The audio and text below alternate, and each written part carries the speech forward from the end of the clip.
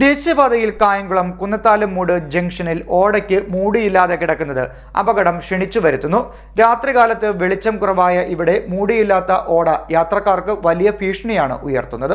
കായംകുളം കുന്നത്താലുംമൂട് ജംഗ്ഷനിൽ ദേശീയപാതയിലെ ഓടയ്ക്ക് മൂടിയില്ലാത്തത് അപകടങ്ങൾ ക്ഷണിച്ചു വരുത്തുന്നു. ദേശീയപാത നവീകരണത്തിന്റെ ഭാഗമായി അടിപ്പാത നിർമ്മിക്കുന്നതിന്റെ തൊട്ടടുത്താണ് അപകടാവസ്ഥയിൽ ഓട തുറന്ന നിലയിലുള്ളത്. ദേശീയപാതയിൽ നിന്നും പുതുപ്പള്ളി ഭാഗത്തേക്ക് പോകുന്ന റോഡിന്റെ തുടക്കത്തിലാണ് തുറന്ന ഓടയുള്ളത്. 2 പ്രധാന സ്കൂളുകൾ ഈ പ്രദേശത്തുണ്ട്. വിദ്യാർത്ഥികൾ ഉൾപ്പെടെ നിരവധി പേർ സഞ്ചരിക്കുന്ന റോഡിനരികിലാണ് അപകടാവസ്ഥയിൽ ഓടയുള്ളത്.